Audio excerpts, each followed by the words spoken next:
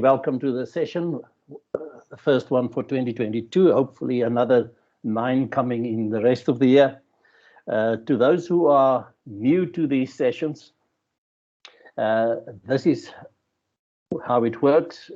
Well, the sessions on these director hours started a bit more than a year ago because of a need that was expressed in the market for senior executives and for board members who are very limited in their time but wants to fresh up, gain new insights, just touch base with some topics that are relevant to them as an audience. And so what we then do is we get either a speaker or a panel together around a particular topic, the topic being generated either by us or suggested by the audience, and then we present it on this platform. And we do it once a month in the session called Director's Hour. So what happens is that I'll do a quick introduction for those who are new, like I'm doing now, explaining what this is all about. Then we will introduce the speaker on the topic. And then afterwards, or in between, you are very welcome in the chat box to ask questions. I'll try and see if I can do 2 things at the same time, and I'll try and follow the questions, and when and if needed, I'll bring it into the conversation with our speaker. And then afterwards, we will have the recording of this session available on YouTube, and Wayne will inform everybody about the link to this particular session. And that's why you will see we have almost 300 or in excess of 300 people registered for this particular session, but not everyone can make the particular time. So they are very reliant on the recording, and hence we are doing that. So let me just quickly start on my side explaining a few things. Those of you who have been here before would have noticed on this slide there's some changes, and you may have questions. Let me try and answer that. Just quickly, in 2020, Stellenbosch Graduate Institute, SGI, we acquired one of the largest private universities in South Africa called Pearson Institute of Higher Education at that time. And then we rebranded it to Eduvos. And you would see in the social media and all other platforms that we are really pushing this brand of this grand institution very hard in this process. So you would also know then from a corporate point of view that you have to optimize, find synergies, etc. And what happened is that in Stellenbosch Graduate Institute, we will continue as before, but a number of our operations, especially the executive education and the short programs and online activities, we have now put within Eduvos in a unit called Stellenbosch Business Institute. And you will see, and I'm sharing this with you, so should you receive mail in future to be invited to the session and you see it's SBI and not SGI, you would know where it's coming from. It's coming from the same family. And hence us also taking the symbol of the acorn into SBI to indicate that we are in this metaverse, that we have the acorn indicating our origin in this quaint little town called Stellenbosch. And then also the fingerprint to show the personal touch in this. You would also note something else, that I did not introduce our partners of the past, Fluid Rock. We still collaborate significantly on governance, and we still collaborate on the directors program that we have online for directors. But in terms of their strategy and ours, they wanted to focus on a particular angle into this space, and we thought it best that we each present our own director's hour or equivalents thereof. And so this session then is only at this stage being presented by SGI, but in the future SBI. So in brief, the only thing I really wanted to focus on is the change of these two entities so that you don't think it's spam coming your way in future. So to our subject of the day, let me quote our speaker. He says, "The future is not what it used to be. Demands on the intellectual competence of senior leaders is rapidly expanding as disruption increases in both frequency and severity. And while the future can clearly not be predicted with traditional scientific certainty," and I will see now if people leave the session because they thought this was a crystal ball session, "the ability for strategic foresight is emerging as a critical competence for senior leaders in business today." So to deal with this is a colleague from a previous life, and we spoke about friends earlier, so we still have to sort out whether we're friends or not, but is Dr. Morne Mostert, in broad terms, an international futurist. Morne is an advisor on strategic foresight with assignments across the world, Geneva, Rome, London, etc. He's also a member of the international think tank, the Club of Rome. He's a former member of the ILO and a former director of the Institute of Futures Research at Stellenbosch. And he has recently been appointed as commissioner on the National Planning Commission. And he's also the author of a book called Systemic Leadership Learning, which we might feature in future on our executive book club, which you also know about. And should you be interested to make contact with Morne, there is an email address at the bottom there, morne@cssherpa.co.za, and I think he may in his session refer to the mindset index, because I think it very much relates to what we are about to speak. Morne, welcome. I am going to stop presenting and allow you to enter into the space. Frick, thank you. Thank you so much for that lovely introduction. And colleagues, thank you for joining us this afternoon. Thank you to SGI for the invitation. Fantastic to be with you. We only have a few moments, and what I thought I'd share is just some of the key constructs that we normally introduce to clients all over the world when they're trying to embark on a journey of strategic foresight. As you heard from Frick, it starts with the very deep temptation for predictions. This is something that we activate against. And so I'll discuss this afternoon, well, what's the alternative? As the physicist Niels Bohr famously said, predictions are very difficult, especially about the future. And that tells you something about how time really messes with the brain.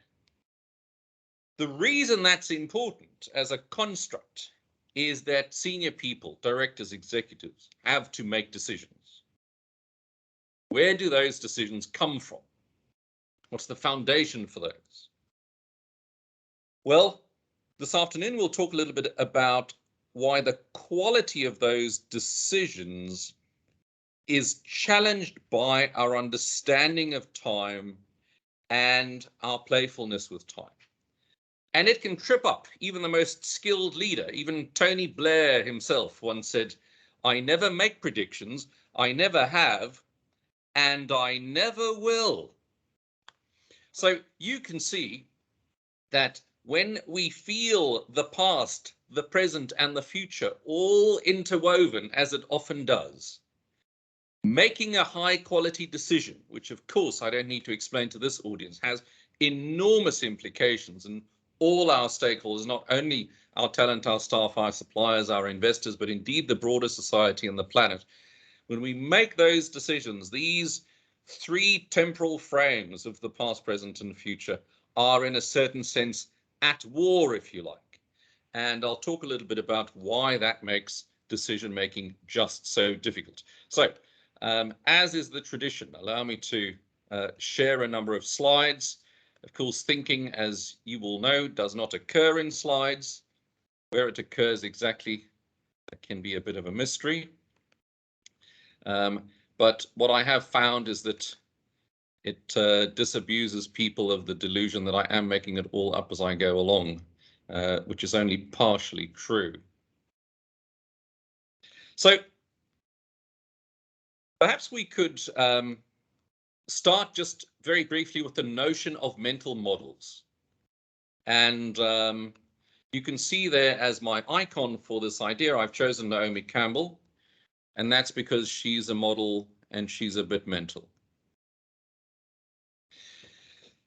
You should understand that when we're trying to investigate mental models, it's important to know that our mental models are not the world. They are a representation of the world. This is an important first idea to realize when you're trying to investigate the future. You have a mental model of the world that's not the world itself. But what happens is that we're trying, of course, to make sense of the madness. It's our attempt at doing that. And these mental models are really kind of the lenses we use for understanding.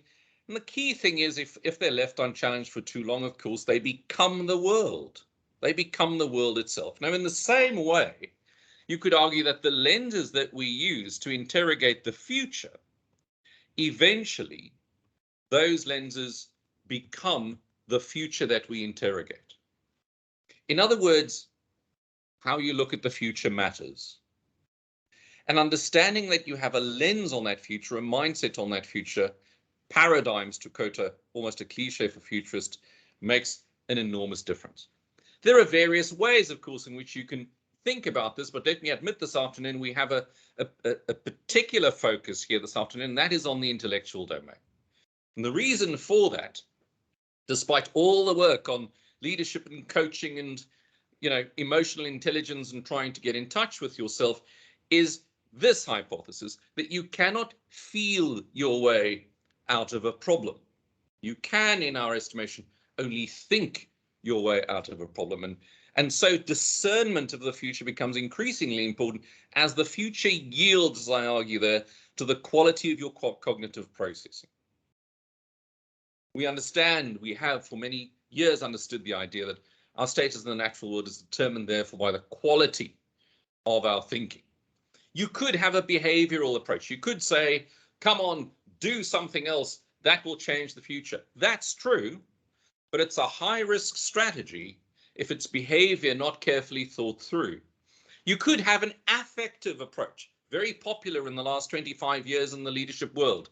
Understand yourself better, know your emotions, know the emotions of others, respect those emotions, and navigate those emotions as you map your course into the future.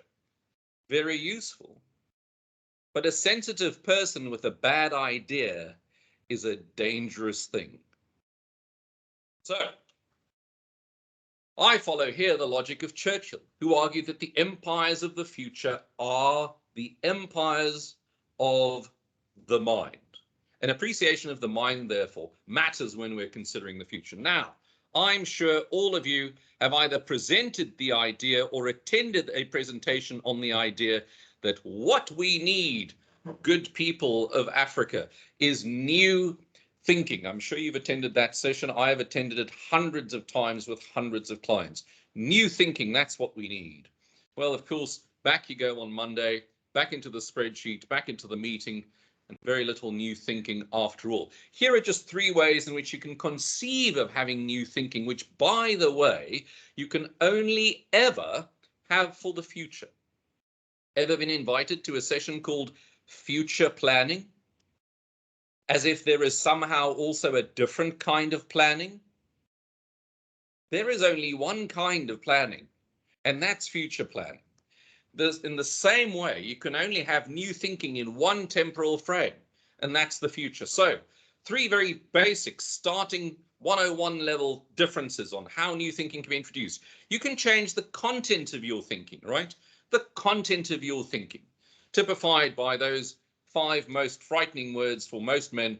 What are you thinking about? What are you thinking about? Are you broadening the bouquet of what's going on in your intellect, or are you typically following a bit of an outdated model? You can change the level of your thinking, moving, of course, from operational levels to tactical levels to strategic levels, and in our view, futures sits even beyond that. And you can adapt the method of your thinking, and particularly here we're interested in moving beyond typical analytical methods to embrace new methods such as systemic thinking, creative thinking, and futures thinking, and the like.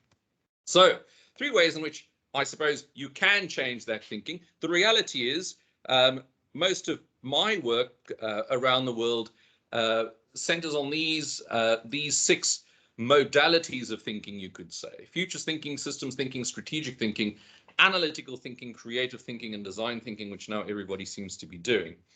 And the reason I work in thinking, as you can well imagine, is because that's a great deal easier than actually doing anything. So, of course, you need a bit of a mind to start off with, otherwise we're going nowhere fast. But of course, in this erudite audience, the cream of the crop, the best of the best, the heap of the hop, you are the ones in charge shaping the future. That's not a challenge for us. We would say, as a general rule of thumb, that you need a careful consideration of how you spend your intellectual energy. We would say, very roughly speaking, about 20% of your intellectual energy on the past, 30% on the present, and roughly 50% on the future. That is, what hasn't happened yet. What hasn't happened yet? That's mostly what we're interested in as futurists. So you can ask yourself, dear colleagues, do you have in your Outlook diary, on a regular basis, a 2-hour slot in which appears nothing other than thinking? Next Thursday afternoon, 2 to 4, thinking. Let's just imagine for a moment you don't have that. One key question then is, so what are your decisions based on? Well, typically, they're based on your experience. That's not necessarily wrong. They're based on the organizational, institutional culture, of course, your own paradigms, the habits and traditions around you. That's not wrong.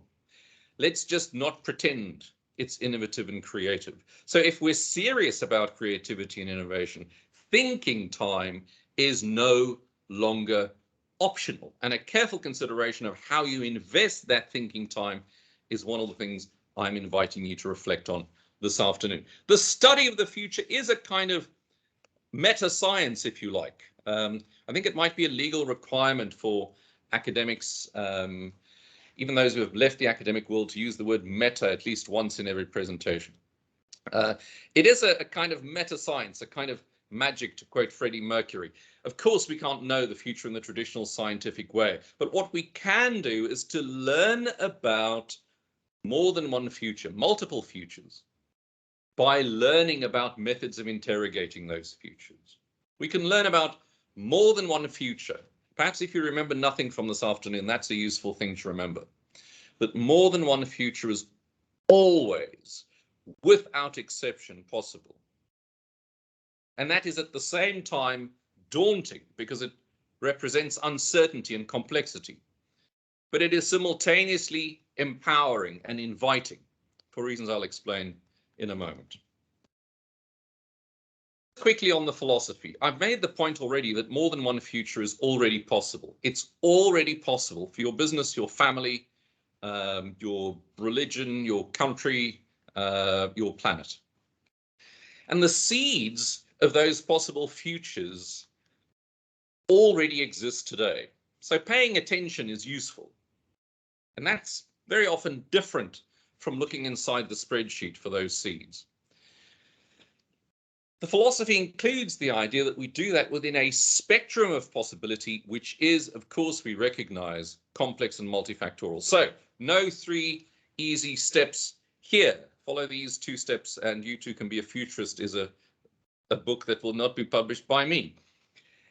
On that continuum between the quantitative, the predictive, what you might call the projectional, taking, let's say, the spreadsheets of the last 10 years, crunching the numbers, and then, finding some sort of prediction from that. That's not what we're talking about here this afternoon. We recognize that the future is intractable. It has a set of wicked problems. It is, to some degree, opaque, complex, of course. So, based on that philosophy, then, let me just also put your mind at ease if you're starting to doubt the merits of a method of inquiry such as this, that the science of futures has been, it's a fairly new science, but it has been around for the last, most would say, around 60 to 70 years. And in that time, a vast amount of study of a scientific nature has been done. And here's just one example from a journal publication, Corporate Foresight, and its impact on firm performance, a longitudinal analysis by Robeck and Coombe. Let me give you a spoiler alert there. Don't read the article. The conclusion is this: companies that look at the future consistently outperform companies that don't look at the future. Surprise. What a surprise finding. This is a longitudinal study by listed companies over a 7-year period in the European context. Companies that look at the future beat companies that don't look at the future. Surprise.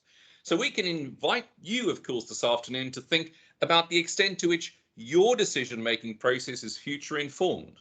You can reflect also on the extent to which our South African landscape is one that is informed by the future, by the present, or predominantly by the past. And you can see the implications this might have for decision making.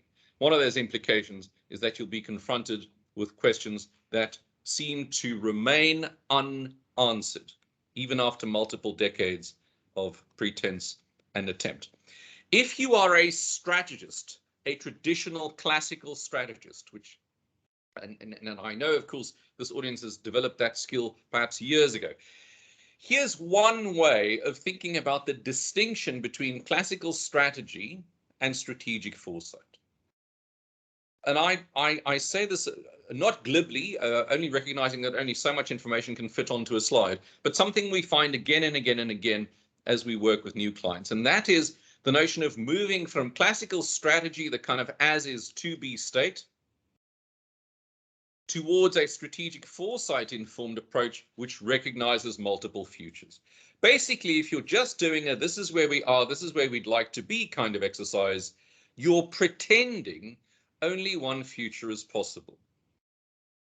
And that means that the quality of your decision making is essentially limited to the kind of future that you can imagine for yourself. When in reality, your competitors are already imagining different futures, both for themselves and different futures for you. As futurists, we would say it might be interesting to pay attention to the kind of futures your competitors have in mind for themselves and for you. That may enrich the quality of your decision making and will get you away from this exercise, which I am involved in a very regular basis, typically at a bush lodge, typically over 2 days, typically with large quantities of wine from the Stellenbosch region. So I've pointed out that we cannot predict the future, but a fascinating thing happens when you start to look at the future. When you look at the future that you're looking at changes. It's a remarkably simple principle, but a profound one. Let's consider the inverse for a moment. Therefore, let's us imagine that you do not look at the future. What happens then? Well, the future remains stuck intellectually to the last point where you looked at it. You can see the mind doesn't experience an evolution of a reading of the future. It's stuck at the last point of observation. And therefore, investigating the future is an ongoing exercise. Another point is important here from a strategic competitiveness perspective, and that is that if you don't investigate the future, what often happens is that you end up in the future that someone else has designed for you. Because perhaps while you were consumed by the operations, which of course we all have to be at some point, while we were engaged in that, someone else was reinventing the future. And here we are today, imagining that this is just the real world, how things work, when in reality, this future was designed for us.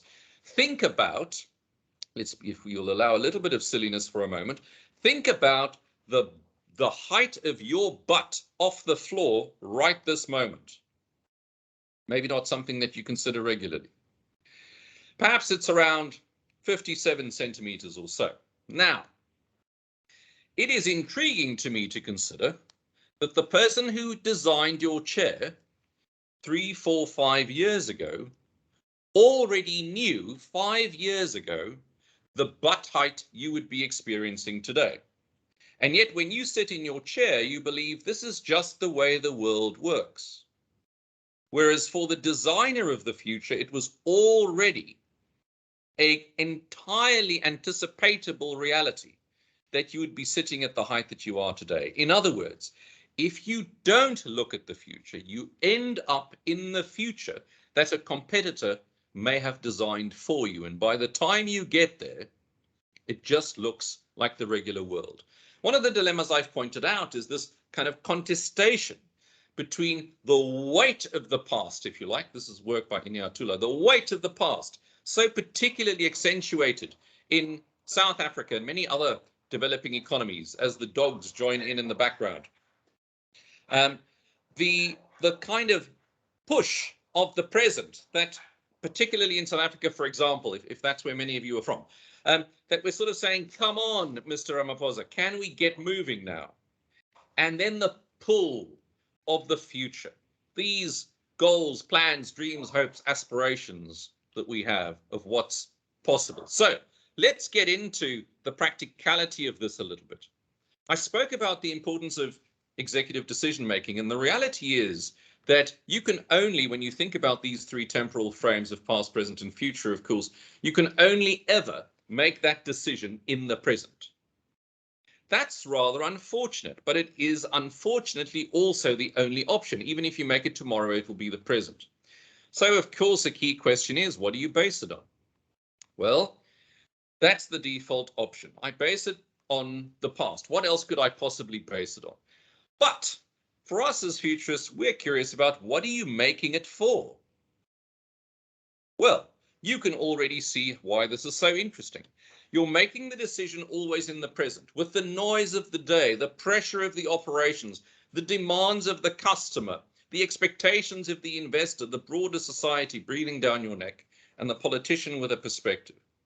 We're often basing that on something that's already happened, but you're intending it for something you've never experienced before. And this wreaks havoc with decision making. I'm not saying here, dear colleagues, that the past is not important. This is often a debate we enter into. The moment we introduce the future, it takes about 3 seconds before someone says, but don't we get that from the past? I'll invite you to revisit that idea this afternoon in the last few minutes that I have. So the past, of course, undoubtedly plays a role. But we're particularly interested in what hasn't happened yet, only because that's the only place we're possibly going. We have a deep respect for the past, and I'll talk about that in just a moment. But it's useful to consider that every risk and every opportunity can only possibly be found in the future.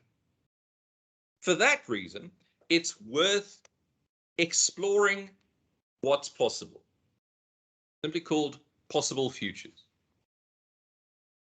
An example of what we call explorative futures, a simple exploration of what could happen. This requires a great deal of intellectual humility, because in reality, most of us have a pet theory of what will happen. For this process, you need to park your pet theories, your singular view of what the future will look like, and be willing to gather what we call in complexity theory multiple partial views in order to paint the picture of what could happen, that explorative future. And the reality, colleagues, and this is often bad news for the accountants, and that is that more than one of those futures is always possible. Well, then there are a few things that you can do in response to that. You could sort of say, well, I could do a classic kind of hedging exercise, and I could say, well, for each of those explorative futures, I can already think about what I'd like. In other words, I can define what we call a normative future in relation to each one of the identified explorative futures. That's one way of doing it. Another way of doing it is to say that you actually prefer one of the explorative futures. And that for that reason, you're going to use your influence and your power and your financial resources, let's say, to increase the probability of that explorative future occurring so that it would benefit you optimally.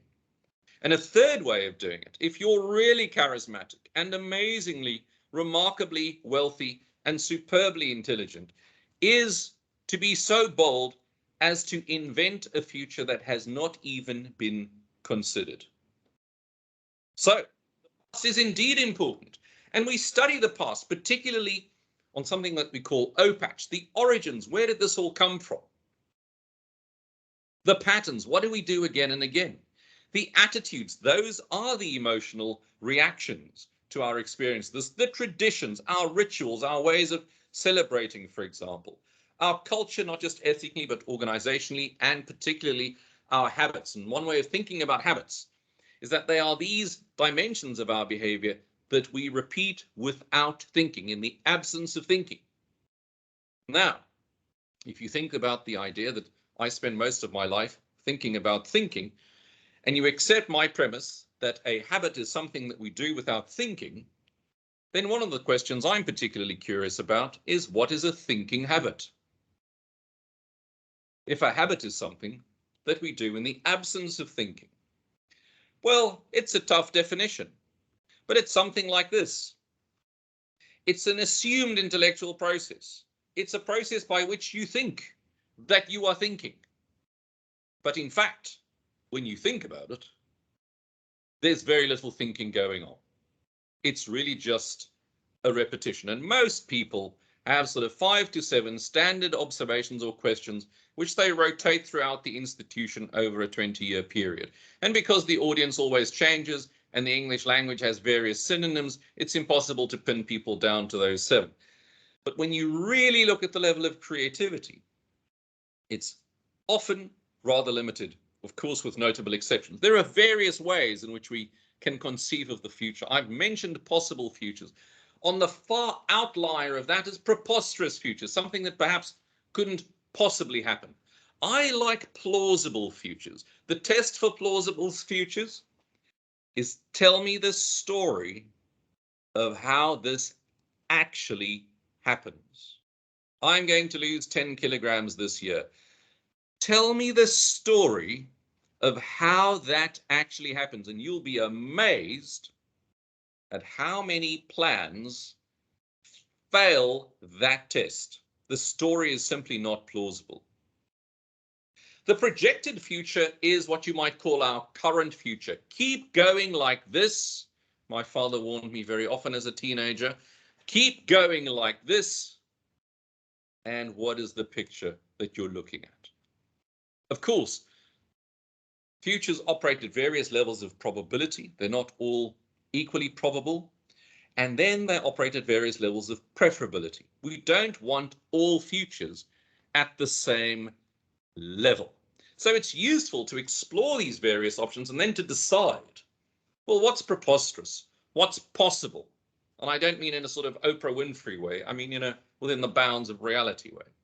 If we think it's plausible, let's tell the story. Let's compare then our preferable futures with those futures that are most probable, and balance that with our projected future. If these are all the same, keep going. If not, we have miles to go before we sleep.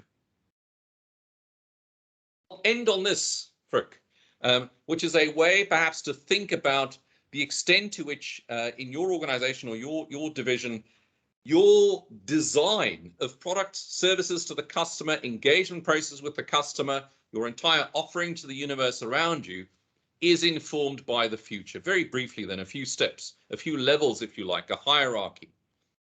At a very first level is what you might call design-free history. There's no real design. It's all based on the past.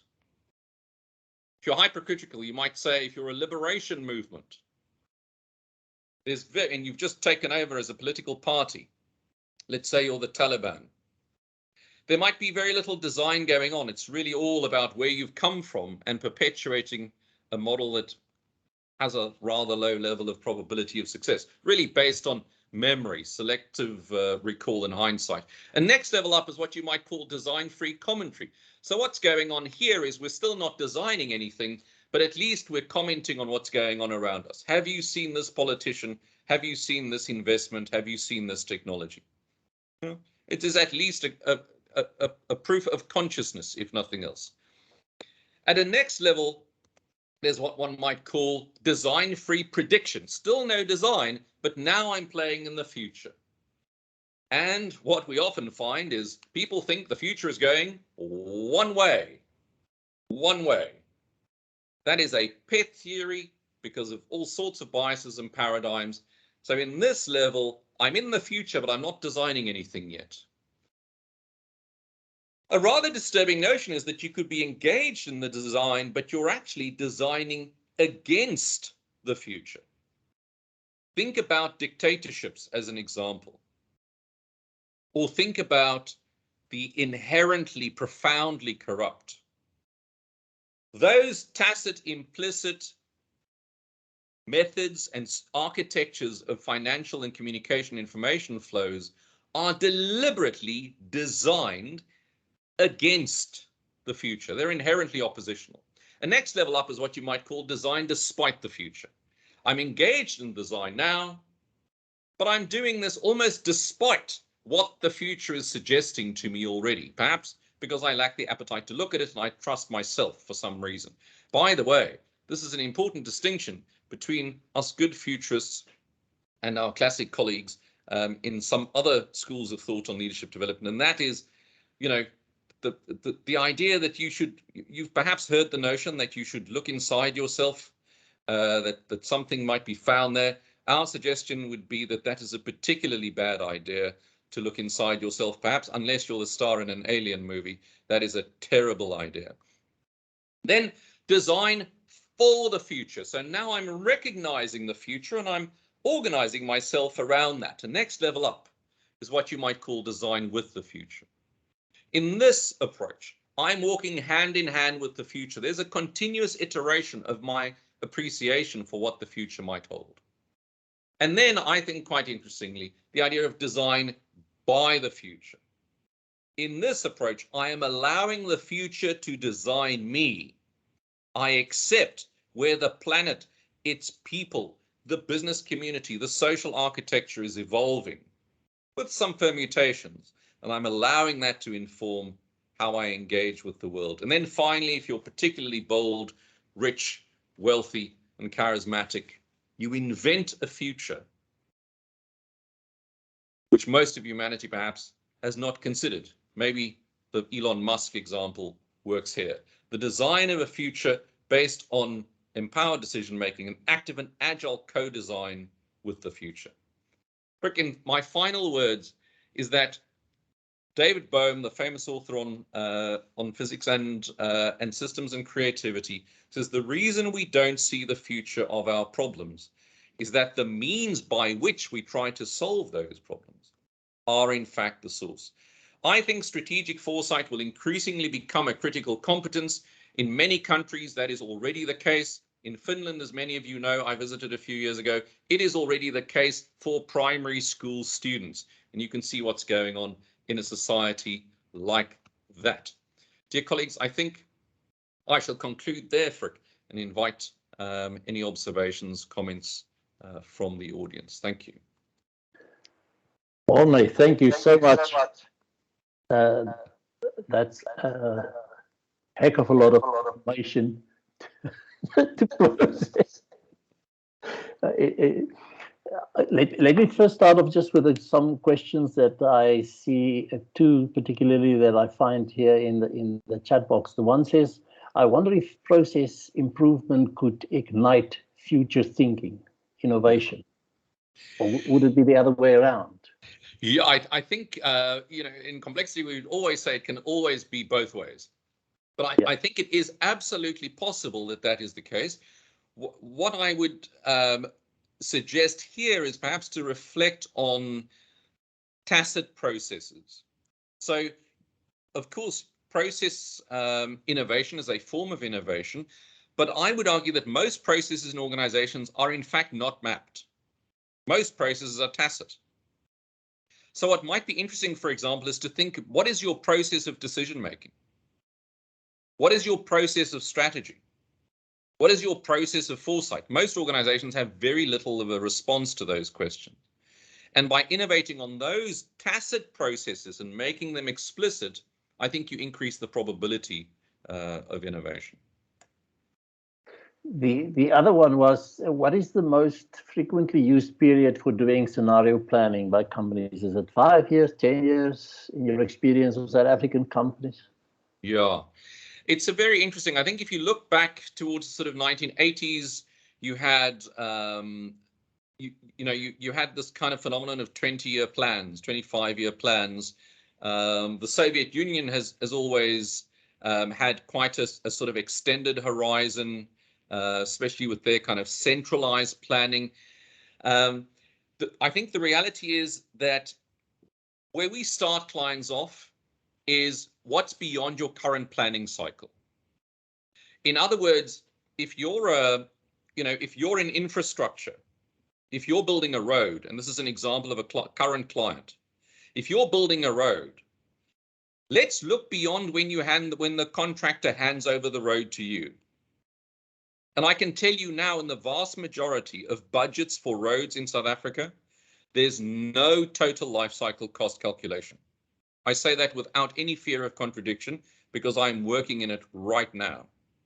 There is, in other words, and this is very basic futures. People often say, well, we think about the future all the time. Well, let's just see. So if you're in technology, for example, you may not want that horizon to be much further than 6 to 9 months. If you're inside a racing car in Monaco, maybe you're looking 0.3 seconds ahead to whether the audience around the curve is standing up, because if they are, there might have been an accident. So just to cast your mind into a time you have not planned for is a very useful step to start engaging in strategic foresight. I'm wondering, well, first of all, just on the side, you remind me of an article I read many years ago in Harvard Business Review. They had an interview with a CEO of a very large Japanese company, and they asked him, so how long does he plan ahead? And he said 250 years. And the interviewer said, what do you need to plan so long ahead? And he said, patience. Well, it's such a great observation. I mean, if you think about the life cycle of a country, Frick. Yeah. I mean, you're expecting South Africa to be here in the next 500 years. Yeah. And when you then see that we fail at 2-year plans, you sort of wonder, how much foresight is really happening here. I think there's a bit of a turn happening there. But by the way, the Harvard Business Review is banging on the same topic. This is a very recent one. The future-proof organization. Nothing of the quality of this presentation, but not bad reading. Morne, some of the I was thinking while you were speaking. So I'm sitting, I'm CEO of a company, or I'm sitting on a board, and I take to heart what you've been sharing and thinking of the future. But apart from official sessions and bosberaden and stuff like that, what kind of tools can an individual executive use in that space? Is it just a matter of reading? Is it discussion? What is it? Yeah. I mean, I think one way to sort of frame your question is how do you think about the information you consume? So what most people do, we already know this from algorithms on social media, is they tend to read the same thing more or less.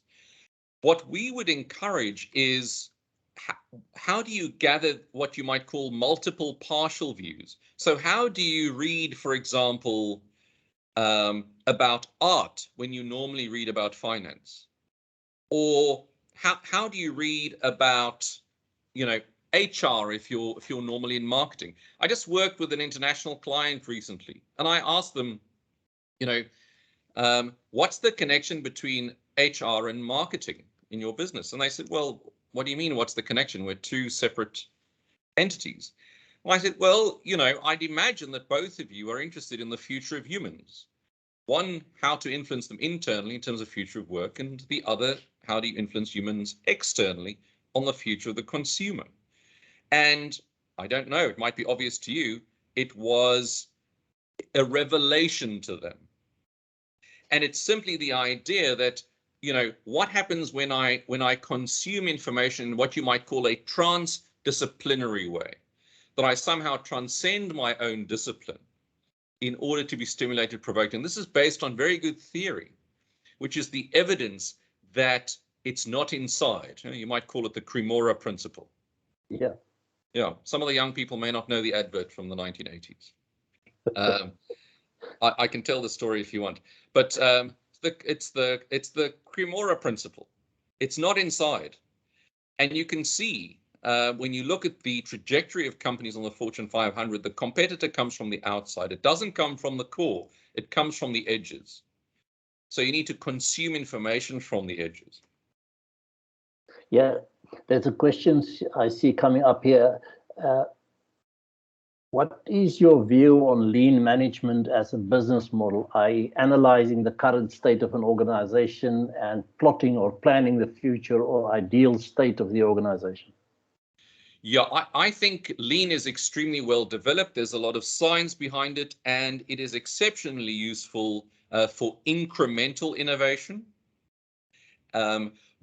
But there is a big caveat, and that is that it is using the status quo as the base case. What futures thinking sometimes is useful for is to loosen the kind of intellectual bonds of the current base case and imagine something entirely different. Not for its own sake, but just so that you can get beyond, last year plus 6%, minus 4% on costs. So that you can get into alternative models, alternative paradigms, alternative ways of thinking. We all know if we don't survive today, tomorrow is irrelevant anyway. So I'm not one of those advisors who will say, today is not important, the robots are coming, they're taking our, I don't find that particularly useful. I recognize the merits of doing very well today. But I think many companies are consumed with that because it serves their bias for action. It's tangible. It's easy to prove you're busy. Whereas an exploration of the future is very difficult to prove. And for that reason, many people don't engage with it. And I think that's an enormous strategic risk. Morne, just maybe a weird thought, but what is the role of data science and big data and data analytics, looking at trends and business? How does it play into this notion of future thinking and future planning? Yes, it's an interesting question, Frank. We're working with a client right now who wanted us to do a program on data, just data. What should be in the program? They don't know. It's just be on data. But they said with one design instruction, half the program should have nothing to do with technology and should be about data sense making. I found this fascinating. A large insurance company wants to learn about data and technology, and they want half the program to have nothing to do with technology. So what we spoke to them about there is, what is sense making? What is philosophy? What is a scientific method? Why are you gathering this in the first place? What is the science of interpretation? What's the role of imagination in interpreting data? How can data interpretation lead to creativity? And I was just so inspired by their appetite for this kind of conversation. And you can see why. The data is overwhelming. So I think data science is here to stay. Very useful at the moment for short-term predictive analytics. also very important for unearthing data that we could never gather before. But again, with the caveat, if you don't mix it with a meander in the future, you eventually learn more and more about the past. I'm going to give somebody else a chance here because I've got an adjacent question to that. There's a question here. How does one overcome cognitive biases in future thinking? I would say the first step to do that is to recognize it in oneself, and of course we all have it. In fact, maybe I can drop something in the chat if people are interested. I can post my own. This is shameless self-promotion, Frick. Go for it. I can just post a little link there where there's all sorts of free content where people can have a read. Let me just respond directly to the question. There's been a very, very interesting bits of work done on types of cognitive bias. And I think it's useful. What we've done with one client is literally take a list of different forms of bias into a meeting, and then we get them to identify which form of bias is at play at the moment. And what that's done is kind of a playful thing. And play, by the way, is very useful, of course, for creativity. In fact, I would say, between brackets, that we actively advise our clients at the moment not to take their problems too seriously. It's not that their problems aren't serious, but it's in the taking in a serious way that decreases the probability of being creative and innovative about it. Back to the method of taking a list of cognitive biases into a meeting and spotting them as they're being used. What's so interesting that we found in that little client engagement is that they could say, aha, you're thinking in this way, there is another way. And that's really kind of the key phrase here, that we all have cognitive biases, and that one of the difficulties is not that you have them, but is that you eventually start to think that's the way. That's the way. Everybody who's worked at their current company for less than 2 years know what I'm talking about, because the current place they're working for still seems weird. Well, spoiler alert, in 3 years from today, it will all seem terribly normal to you. The other question popping up here is, what's your views on having an innovation hub or an innovation department in an organization? Yeah, I would say, as long as they don't fall into the habit of becoming a 1980s HR department, I think it's a good idea. What do I mean by that? The risk is that they develop language that only they understand. And, you know, there's a suggestion box and, you know, maybe a spur voucher if you come up with a good idea. I think if we can move beyond that to having an innovation unit of some sort that is designed in a hyperfluid way, so that the executive who is responsible for the innovation unit is not also responsible for measuring operational outputs, so that you don't find yourself, as I have, you know, in the innovation unit having to report on, you know, how many emails did you send, how many people responded, and, you know, if those are your metrics, the thing's going to die anyway. So if it's a fluidly designed, hyperdynamic space, if you want to be really crazy about it, you treat this thing like a sandpit, like a playpen, something that almost sits on the side of the organization, where you experiment, you provoke, and as soon as you land a workable idea, then you feed it into the place. This is theory from exponential organizations. Yeah, I'm thinking while you were speaking, if you don't do that properly, there's a threat in that, because you may, from a cultural point of view, almost delegate future thinking to a department, and we carry on as usual in that process. Yeah. If there's not a link or a flow in that space. Yeah, I think that's right, and it just becomes another sort of ops department with spreadsheet measures. And yeah. I mean, it's not necessarily wrong, and there are examples of where foresight units exist. We work with some of them, and it really depends on the kind of the spirit of the leadership of those units, is the most specific way I can say it. It's whether they're allowed to be fluid and provocative and playful, while of course being respectful, without sort of reporting in spreadsheets. There's a question popping up here. How can future thinking help in uptaking research evidence in policy making? Gosh, this is something, it's an important question for something like, let's say, the National Planning Commission.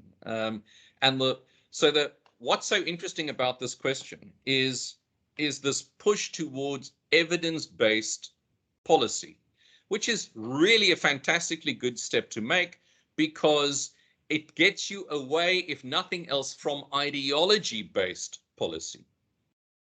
So that's a fantastic first step to take. And in most countries, let's be honest, that is already a dramatic improvement. But I would add this, that part of that evidence in your evidence-based approach to policy, part of the evidence must come from the future. Yeah. And can we attach the concept evidence to something that comes from the future? Well, I know you will understand this with your background in philosophy, Frick, but it is what we call a post-positivistic approach, right? So it's not data interpreted in the way that science would interpret it traditionally, but it is data in a more holistic interpretation, including recording your creativity and your imagination for the future. What we find when you record it, people start taking it a little bit seriously. When it's in a document, people read it. When you make a comment, people think you're just being silly. But if we can appreciate that imagination, for example, is a form of data, then I think we can treat evidence-based approaches in different ways. That doesn't mean, of course, we can just be silly and imagine triangular doors with purple dots on them. Well, we can do that too, but that may not help the strategy. But to understand, for example, how millennials might imagine, your business playing out, or how any other stakeholder, including your suppliers, may imagine it, that's extremely important evidence. And you ignore that at your peril. In fact, I spoke recently, I was invited to speak to the King Commission. I think everybody knows them, the corporate governance guys. And they were really curious about my challenge to them, that argued that if you ignore such data, I think in the next 10 years, ignoring such data will become an example of corporate malfeasance, of bad corporate governance, because some of that is already available and you're choosing to ignore it as a senior decision maker. Morne, unfortunately, we have run out of time. I think we have to seriously consider some time in the future to continue this conversation. But if people want to, they can contact you directly. They can find the detail also on this recording, or they can just contact us, and I will gladly, if you allow me, pass it on to you. But thank you so much for taking the time and sharing this with us. It's really thought-provoking. I've got another number of questions in my mind, but we will discuss that privately afterwards. But thank you so much for joining us in this session. Ladies and gentlemen, this recording will be available soon. All of you who have registered, Wayne will let you know the URL and where you can find this. And please look out for our next Director's Hour. We will inform you soonest what the topic will be. Thank you so much. Thank you, Morne. Keep well. Thanks, everybody. Thank you.